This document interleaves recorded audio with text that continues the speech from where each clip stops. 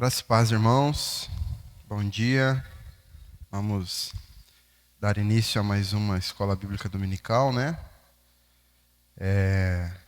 Semana passada nós finalizamos o livro do Apocalipse e a partir de hoje nós vamos trazer alguns estudos complementares, né, para poder realmente complementar o que nós vimos em Apocalipse. Algumas coisas que vão falar ainda a respeito de salvação, de condenação, algumas dúvidas que surgem em relação a alguns textos bíblicos, que é o caso de hoje que nós vamos tratar, né, algumas coisas que acabam ficando meio escuras ainda ao nosso entendimento, né, ao nosso olhar, por serem textos talvez difíceis, né, que às vezes nos confundem um pouco.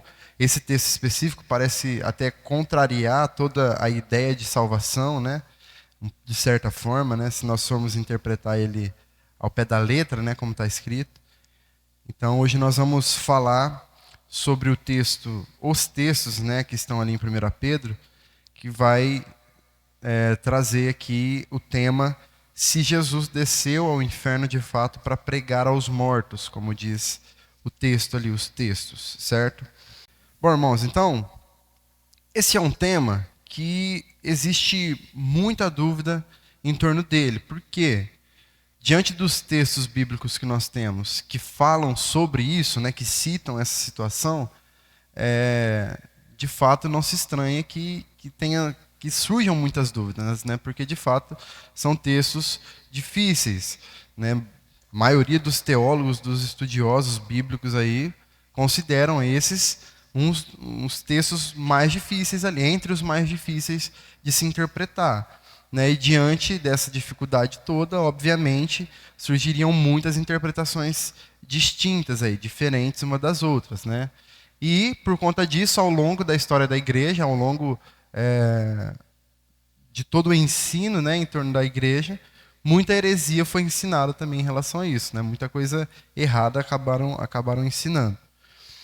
Antes de nós entrarmos no tema propriamente dito, nós precisamos nos lembrar aqui rapidamente um pouquinho daquilo que nós aprendemos sobre o nosso estudo sobre o inferno, né?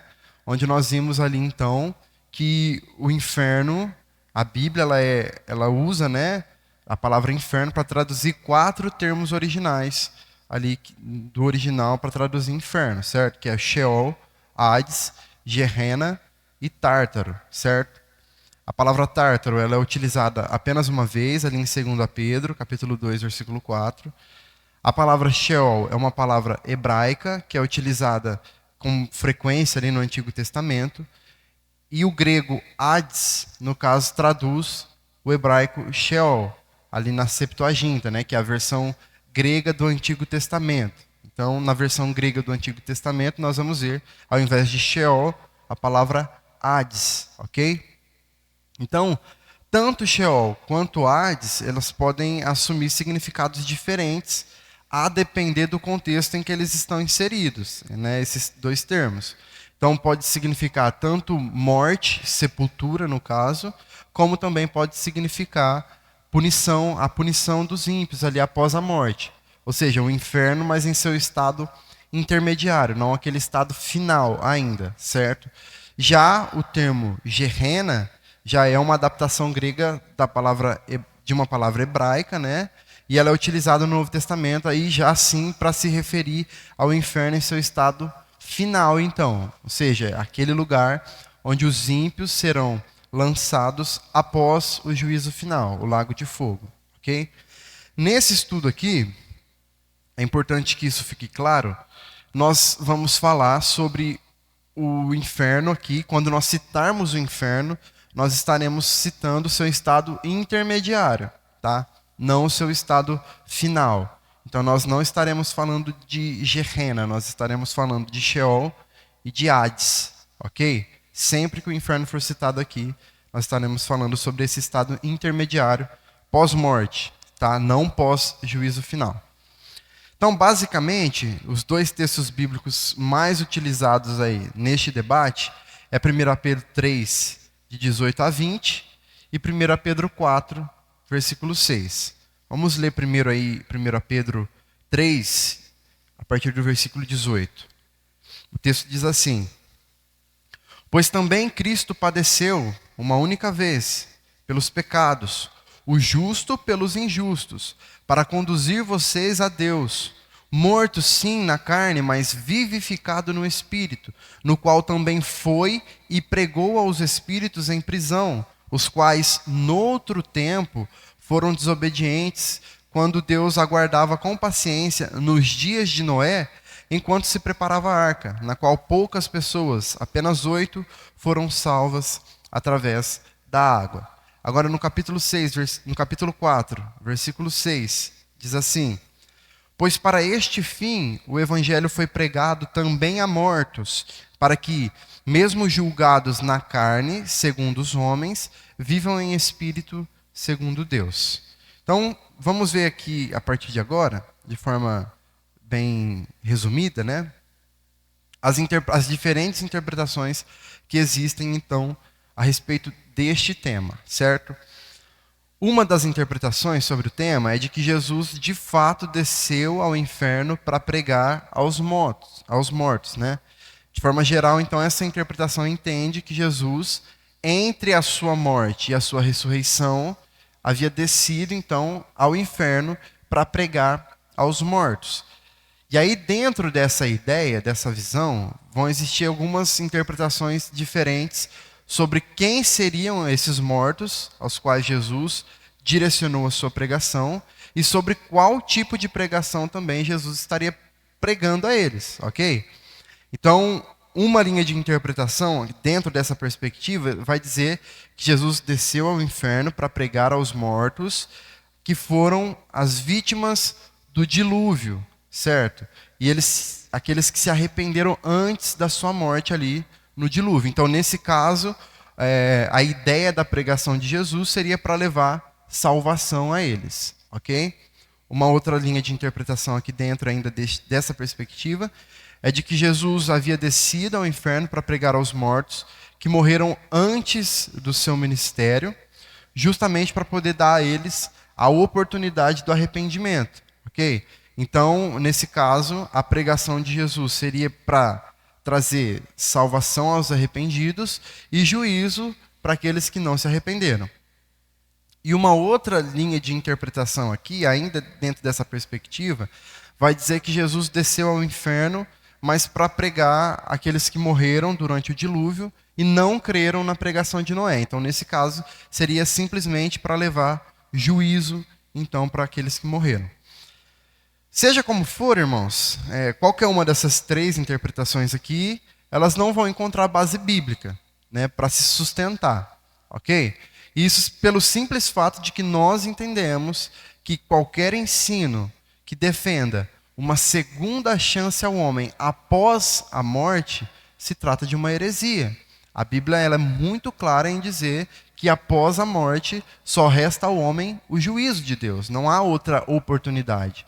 Hebreus 9:27 vai dizer assim: E como aos homens está ordenado morrerem uma única vez, vindo depois disso o juízo. Então é muito claro aqui, é um versículo muito específico, né? Não tem muita dúvida aqui, certo? Então essas interpretações aí primeiras não possuem muita base, né, para se sustentar.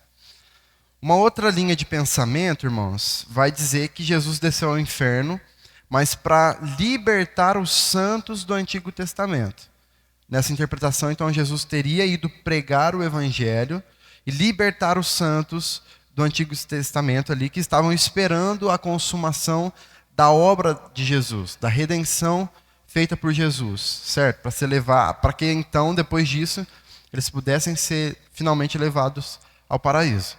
Então, em outras palavras, os santos do Antigo Testamento aqui, eles morreram na promessa, certo? E Jesus então precisou aparecer para eles, para que essa promessa fosse cumprida, por fim.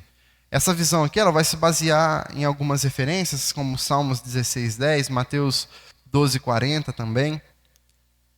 E essa, ainda hoje, é uma das interpretações mais conhecidas a respeito deste tema para muitos cristãos, para muitos crentes protestantes, tá? Com algumas diferenças também, essa é a mesma teoria, a mesma posição aceita pelo catecismo católico, ok? Então está muito, muito parecido ali. O problema com essa interpretação, então, é que a Bíblia também é muito clara ao dizer que os santos do Antigo Testamento em nenhum momento foram para um lugar esperar a consumação da salvação deles. Né? A Bíblia é clara ao dizer que todos eles foram diretamente estar com Deus, porque eles também haviam sido justificados. Romanos 4:3, por exemplo, vai dizer assim: pois o que diz a Escritura? Ela diz: Abraão creu em Deus, e isso lhe foi atribuído para justiça. Essa justiça está falando da justificação de fato. Então significa que Abraão, um homem, desses santos do Antigo Testamento, no caso aqui que nós estamos falando, que foi salvo porque creu em Deus e foi atribuída a ele a justiça de Cristo já, ok? Então não faz muito sentido também nós pensarmos que Jesus desceu ao inferno para libertar ou para trazer a salvação de fato final aos santos aí do Antigo Testamento, ok? Uma outra interpretação é de que Jesus haveria descido ao inferno para pregar agora aos anjos caídos, ok? Então essa interpretação vai entender, pode parecer absurdo de certa forma, irmãos, mas existe essa linha de interpretação também, que vai entender que Jesus desceu ao inferno para pregar aos anjos caídos, mas não no sentido de evangelizar eles, tá? Simplesmente no sentido de proclamar ali a vitória sobre eles, no sentido de uma pregação vingativa, talvez, certo? Os textos de Judas, versículo 6, 2 Pedro 2:4, vão ser os textos mais defendidos aí para essa interpretação aqui. Só que, se nós lermos o texto de Judas aqui, por exemplo, diz assim: e a anjos, os que não guardaram o seu estado original, mas abandonaram o seu próprio lugar, ele tem guardado sob trevas em algemas eternas para o juízo do grande dia. Então não faz muito sentido também. O que o texto está se referindo aqui é o que acontecerá para o juízo do grande dia. Está se referindo ao que acontecerá aos demônios no momento da sua condenação, no juízo final, ok? Então a questão aqui é que também em nenhum lugar da Bíblia nós vamos encontrar qualquer referência sobre Jesus descendo ao inferno para pregar ali, mesmo que de forma vingativa, né, para anjos caídos, né? Utilizar uma referência dessa aqui como a de Judas é forçar bastante o texto, né? A gente tem que dar muitas voltas no texto ali para a gente conseguir entender isso nele, certo?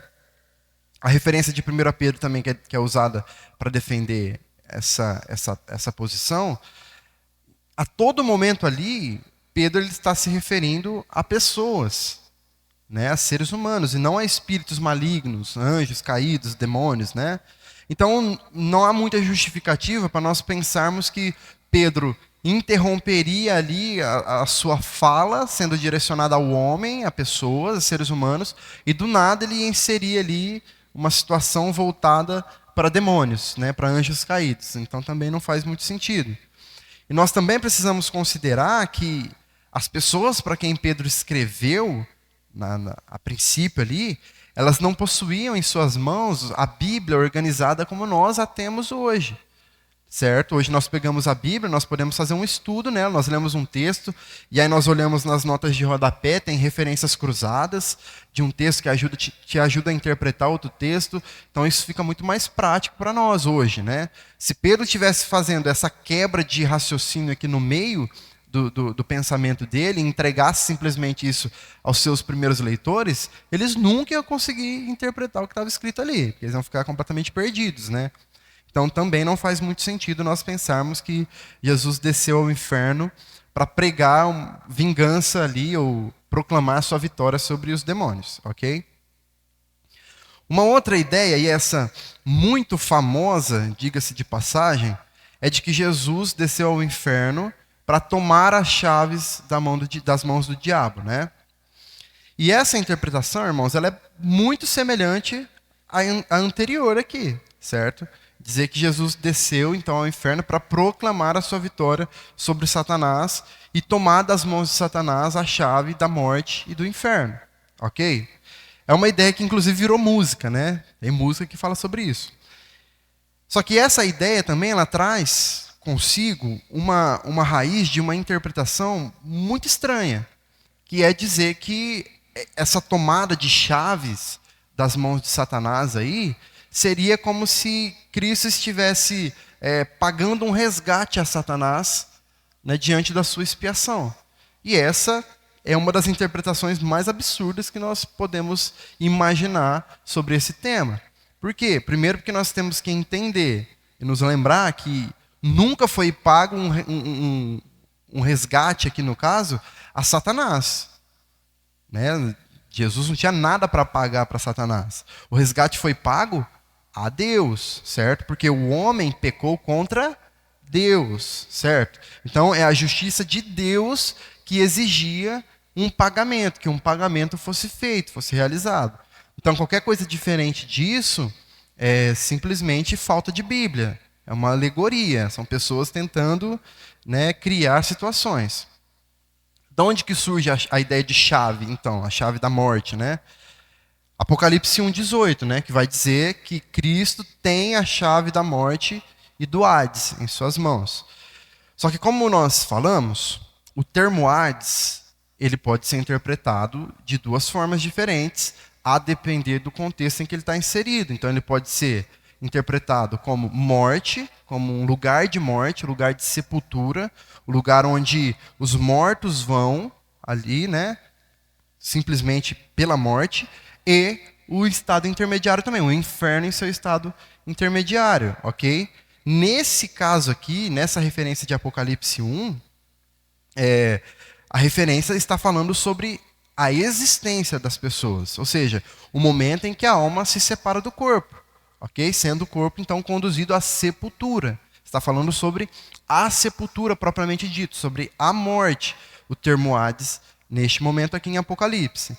Então, quando o texto ali diz que Cristo tem as chaves da morte e do Hades, ele quer dizer então que Cristo tem autoridade e poder sobre a morte, ok? Para que não haja, para que não, no caso, para que não seja um motivo de dano aos salvos. A morte não é mais um motivo de causar dano aos salvos, aqueles que foram salvos, certo?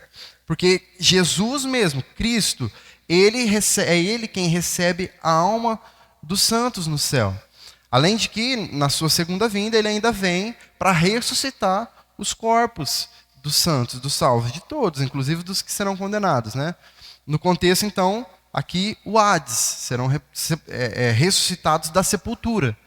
Este Hades aqui que está no capítulo 1 de Apocalipse, certo? E os seus corpos serão ressuscitados então, ok? Então, o texto aqui não está se falando exatamente do inferno neste momento, está falando da morte, para trazer a referência de que o pecado, Satanás, não possui mais poder, a morte não tem mais poder em relação aos salvos. O que Cristo fez tirou o poder da morte. Ele venceu a morte. Por isso que ele tem as chaves da morte e do Hades, certo? Então nós não podemos interpretar esse texto aqui de forma tão literal assim, entendendo que Jesus desceu ali a um lugar físico, né, em que Satanás habita e tomou as chaves das mãos dele. Até porque, irmãos, como nós já vimos, Satanás nem lá habita ainda. Satanás está ao nosso derredor. Ele não está no inferno. Ele irá para o inferno, certo? Como nós falamos também, nós temos que lembrar que o inferno não é um lugar, o inferno ali em seu estado final, né, onde Satanás irá, não é um lugar onde Satanás reinará. Não é um lugar onde ele vai ficar feliz ali, tranquilo, correndo, rindo da desgraça alheia. Não, é um lugar de dor para ele, principalmente. É um lugar de condenação eterna para ele, seus demônios, seus agentes, todos aqueles que o serviram durante suas vidas. Todos eles sofrerão de igual modo. Uns, até inclusive uns mais, outros menos, como nós vimos, né? Mas O que sofrer menos será o maior dos sofrimentos, né, que essa pessoa pode imaginar, ou que ela nem consegue imaginar no caso, né?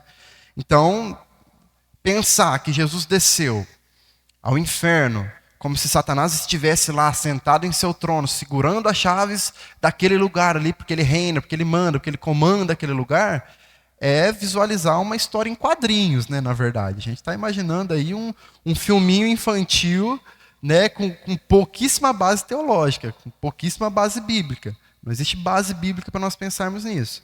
Tá? Então, a referência aqui é a obra de Cristo, na cruz, certo? Onde, por sua morte, ele destruiu aquele que utilizava a morte como uma arma contra o homem, certo? Ou seja, o diabo é aquele que sempre desejou a morte do homem, tanto física como espiritual, certo? E ele se apresentava diante de Deus, então, para nos acusar. É o que diz Apocalipse 12:10, por exemplo. Mas entenda, então, que Satanás ele cumpria um papel de acusador, mas ele não era o responsável em dar a sentença. Ok? O juiz não é ele não tem o poder da sentença. A sentença de morte contra o homem, ela foi pronunciada por Deus quando Adão e Eva caíram. Foi naquele momento em que Deus, né, deu a sentença de morte. A partir de agora vocês morrerão, certo? Então Jesus derrotou Satanás na cruz. Foi ali que ele experimentou, de fato, o peso da ira de Deus pelos nossos pecados. E a partir disso, então, ele nos deu vida para nos libertar da maldição da morte. No caso da segunda morte, né, da morte espiritual, ok? Então, considerando então todo o contexto histórico da passagem do Apocalipse, né, a declaração de Jesus, então, ela tem um peso muito interessante para aqueles irmãos do primeiro século, para os primeiros leitores do Apocalipse. Eles entenderem ali que Cristo possui as chaves da morte, Cristo é quem possui o controle sobre a morte em suas mãos, então fazia com que eles entendessem de que não era preciso temer a morte. Por quê? Porque simplesmente se os seus corpos físicos terrenos caíssem em terra, morressem aqui, as suas almas estariam com Cristo, protegidas, aguardando o dia em que, assim como Cristo ressuscitou, os seus corpos também seriam ressuscitados, certo? Então, entender isso para aqueles irmãos era uma paz, era uma alegria ter essa consciência de que, independente daquilo que eles vivessem aqui, neste mundo, eles poderiam ter a certeza de que eles estavam a salvos, que as suas almas estavam a salvo em Cristo, ok? E a última interpretação que eu quero trazer aqui, que se defende dentro dessa posição, é de que Cristo pregou aos mortos enquanto eles ainda estavam vivos. De que forma? Então essa interpretação ela entende que o Espírito de Jesus, o Espírito de Cristo no caso, através da vida de Noé e de outros profetas do Antigo Testamento, pregou agora aos mortos, mas que na ocasião ainda estavam vivos, a justiça e o arrependimento. Deu para entender? O Espírito de Cristo, nos tempos de Noé, o Espírito do próprio Cristo, de Deus, que habitava em Noé, em outros profetas, pregavam a mensagem de Deus, a mensagem que Deus enviava a eles para pregar, para aquelas pessoas que neste momento em que Pedro escreve, já mortas, mas que naquele momento ainda estavam vivas, ok? Então essa é uma outra interpretação, a última interpretação que nós vamos abordar aqui, que, na minha opinião, é a interpretação mais correta, mais coerente, biblicamente falando. É uma interpretação que não isola textos específicos para interpretar eles fora do contexto, certo? Cristo pregou aos mortos quando ainda estavam vivos, certo? Através dos profetas, através de Noé, ali, por exemplo. E quando nós lemos a carta aqui de 1 Pedro, nós podemos perceber isso com uma certa tranquilidade, com uma certa clareza. No capítulo 1, Pedro ele vai dizer que o Espírito de Cristo é quem conduzia os profetas em suas pregações. Abra aí sua Bíblia em 1 Pedro 1, versículos 10 e 11.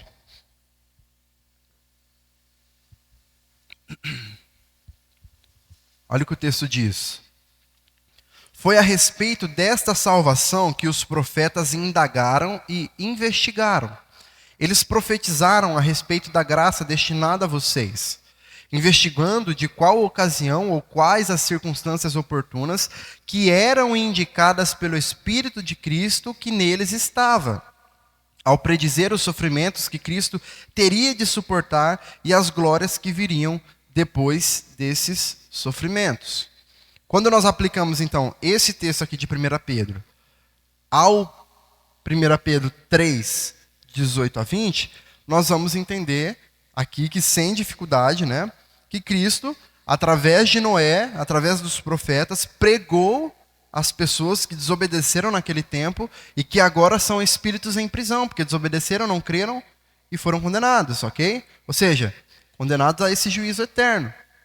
Então, de forma mais clara, essas pessoas, elas ouviram a pregação e a rejeitaram ainda em vida, certo? E agora, então, elas estão condenadas eternamente. E em relação a 1 Pedro 4,6, que nós lemos lá no início, o mesmo princípio é válido. Nós percebemos que é uma carta, né? Pedro está falando do mesmo assunto, ele vai discorrendo ali, falando da mesma coisa. Então, o evangelho foi pregado àqueles que agora estão mortos, mas foi pregado quando eles ainda estavam vivos, ok?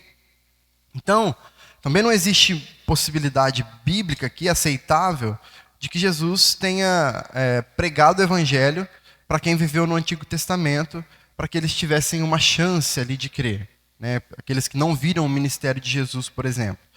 Porque dizer isso, irmãos, ao dizer isso, nós estaríamos considerando que tudo aquilo que os profetas fizeram foi inútil. Que a vida deles foi inútil, que eles não viveram para nada, que o que eles fizeram não adiantou de nada, não serviu de nada. Porque se só quem viu ali o que Jesus fez, a partir do que Jesus fez, que poderiam ser salvos, então nós consideramos que os profetas todos não têm serventia, né? E aí nós vamos jogar o Velho Testamento da nossa Bíblia fora. E eu acho que não é por aí que nós devemos ir, certo? Do próprio Noé, o Novo Testamento vai mencionar que ele foi o pregador da justiça. É o que diz 2 Pedro 2,5, falando sobre Noé, que ele foi o pregador da justiça. Então, nós precisamos concordar com Pedro e afirmar, então, que Cristo pregou através do ministério dos profetas. É a obra de Cristo que já estava sendo feita através da vida daqueles homens. Assim como hoje nós pregamos através do Espírito de Deus que habita em nós. Nós não pregamos por nós. Nós não anunciamos as mensagens do Evangelho através do que nós conhecemos. Nós somos tomados pelo Espírito de Deus. É Ele quem nos conduz. É Ele quem faz a obra acontecer de fato. Certo? Então, sobre a ideia de que Jesus precisou libertar os santos também do Antigo Testamento, também nós não vamos encontrar base bíblica para isso. Porque vamos considerar aqui o exemplo de Enoque e de Elias, certo? Por que Deus tomaria os dois para si, né, sem que eles morressem, levou lá para morar com ele, os dois, mas por que Deus levaria eles para um lugar separado, específico, esperando até o momento em que Jesus morresse para ir lá pregar, resgatar eles? Não faz muito sentido, certo? Nós pensarmos isso também. Deus não levaria eles para um lugar específico ali, para eles ficarem esperando a consumação ali. A Bíblia é muito clara ao dizer que eles foram estar com Deus. É isso que aconteceu. Um outro exemplo, lá na Transfiguração também, né, quando nós vimos lá o estado descrito de Moisés e de Elias, não parece também que eram pessoas que estavam em qualquer outro lugar a não ser com Deus. Eles estavam com Deus e apareceram ali no momento da transfiguração, certo? Outra coisa que nós precisamos considerar também é que nas passagens que falam sobre esse assunto na Bíblia, o sentido de paraíso é a mesma coisa que céu. Então, eles estavam neste lugar, certo? Também vale nós lembrarmos que o conceito aqui de um lugar comum, dividido entre dois setores aí para onde iam todos os mortos, encontra sua origem na doutrina pagã, certo? Então, se nós interpretarmos dessa forma, nós estaremos pensando como os pagãos. Ali no paganismo grego, por exemplo, nós citamos essa situação quando nós damos sobre o inferno.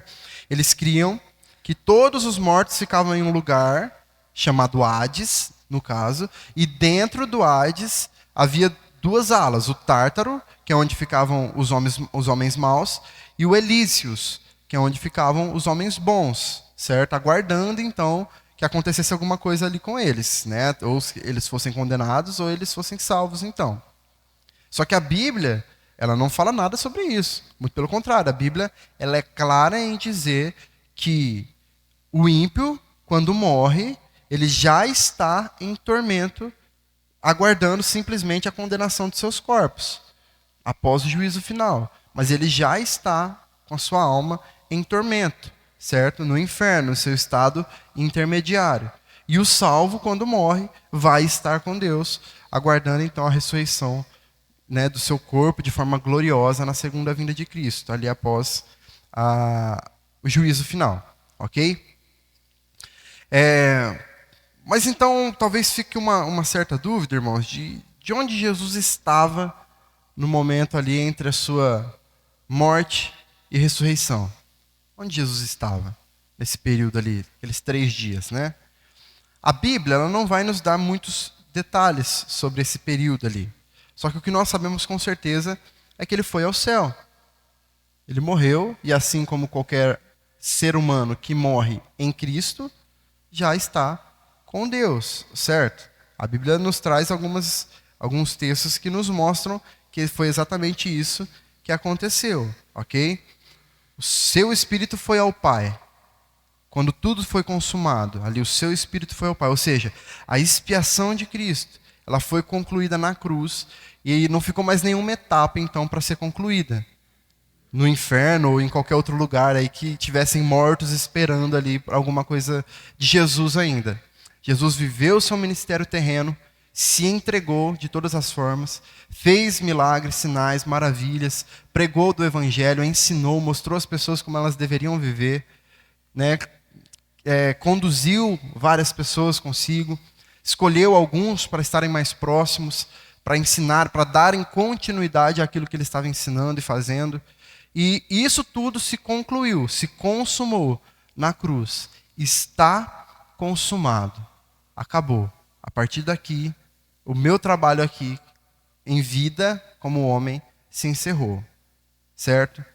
Lucas 23:43 vai dizer: E disse-lhe Jesus, em verdade te digo que hoje estarás comigo no paraíso. É o que Jesus diz na cruz para o ladrão. Ou seja, ele morreu e ele diz o que para o ladrão? Que hoje você estará comigo no paraíso, estaremos juntos lá. Ele morreu e foi para lá, ok? João 19:30 vai dizer: E quando Jesus tomou o vinagre, disse: Está consumado. E, inclinando a cabeça, entregou o Espírito. Ou seja, acabou, naquele momento, acabou. Ele entregou o seu Espírito ao Pai. Lucas 23:46 também vai dizer: E clamando Jesus com grande voz, disse: Pai, nas tuas mãos entrego o meu Espírito. E havendo dito isto, expirou. Jesus morreu. Ali ele morreu. Ali acabou a sua vida humana. E a partir dali, ele foi estar com Deus. E depois, o seu corpo físico ressuscitou. Assim como será conosco. O que aconteceu com Cristo é um simbolismo daquilo que acontecerá conosco. O nosso corpo físico, ele morrerá. A nossa alma estará com ele. Já, imediatamente, no momento em que ele vier julgar o seu povo, né? Então os nossos corpos ressuscitarão, agora glorificados, um novo corpo, um corpo que já não mais sentirá os danos do pecado. Então, após a cruz, irmãos, nós sabemos aquilo que realmente importa para nós sabermos, é que ele ressuscitou. É isso que nos importa. E que não há outro caminho ao homem para alcançar a salvação, a não ser reconhecer em vida que Cristo é o Senhor e Salvador das suas vidas. Não haverá outra chance. Não haverá um momento de pagar os nossos pecados após esta vida. O texto bíblico é muito claro em dizer isso, como nós citamos lá em Hebreus, que ao homem está dada a morrer uma única vez. E depois disso virá o juízo. Não tem meio termo, não tem meio do caminho, não tem salinha de espera. Morreu neste corpo, nesta vida, acabou. Ou é céu ou é inferno. Não tem para onde ir, não tem um tempinho para que a gente faça alguma coisa, ou crie alguma situação, ou sofra ali um pouquinho para purificar, para purgar as nossas dívidas, para de fato irmos para Deus. Não, não haverá este momento. Não existe purgatório. Não existe purgatório. Dado ao homem morrer uma única vez e depois disso virá o juízo. Nem oração para mortos também. Também não. Também não. Não existe espaço para nada disso, né? Porque nós nos prendemos e o ser humano ele tem uma característica, talvez por conta do sentimento que existe nele, né, de sofrer demais, obviamente, né, pós-morte de alguém, de um ente querido, e talvez não aceitar isso, né, e de alguma forma tentar buscar para si próprio um alento. Um alento. Então, é onde nós começamos a buscar alguns subterfúgios, buscar algumas situações para trazer a nós, que ainda estamos em vida, para descansarmos, porque essa pessoa, não, morreu, mas vai ficar bem. Nós crentes não, né? Pelo amor de Deus, nós já evoluímos esse degrau aí, né, irmãos? Ninguém vai pensar sobre isso, mas o homem, por si só, muitas das vezes administra para si esses pensamentos, esse apego, né? Por isso que é importante nós estarmos conscientes, irmãos, de que enquanto nós estamos aqui, Deus ainda tem nos dado chances. Deus ainda tem nos mostrado. As trombetas estão tocando para nos mostrar, para nos alertar que nós, de fato, estamos aqui ainda. E nós precisamos responder a mensagem do Evangelho de maneira correta, de maneira íntegra, fiel, certo? Então, apenas para finalizar e resumir aqui o estudo, nós entendemos então que o texto de 1 Pedro, capítulo 3, versículos 18 a 20, e 1 Pedro 4, 6, ao dizer que Jesus foi pregar a mortos, quer dizer que o Espírito de Cristo em Noé e nos profetas pregou a mensagem àquelas pessoas todas que negaram a mensagem e foram condenadas, que morreram e foram lançadas no inferno. Suas almas já estão sofrendo as consequências do inferno. Então não quer dizer que Jesus desceu ao inferno para pregar para os mortos ali, ou para anjos caídos por algum motivo, para tomar as chaves da mão do diabo, para rir da cara do diabo porque ele ganhou, o diabo perdeu. Não, isso é alegoria, certo? As chaves da morte do Hades significa que Cristo venceu a morte. Cristo venceu a morte que Satanás, o acusador das nossas almas, almejava ter para si. O domínio sobre a morte física e espiritual do homem. É o que ele sempre desejou, é o que ele deseja ainda. Mas Cristo, em sua obra de cruz, pagou a dívida com o Pai, com Deus, e por causa disso, Satanás já não tem mais domínio sobre a morte. Ele não tem poder sobre a morte. Aquilo que Cristo fez, tanto através da sua pregação, através dos profetas de Noé, como fez no seu ministério, como faz hoje através da igreja, tudo isso está nas mãos do próprio Deus. É Ele quem nos conduz, é Ele quem governa as nossas vidas, é Ele quem tem poder sobre a morte. Ele, Cristo, Deus, através do seu Espírito, nos conduz então para este caminho. Amém?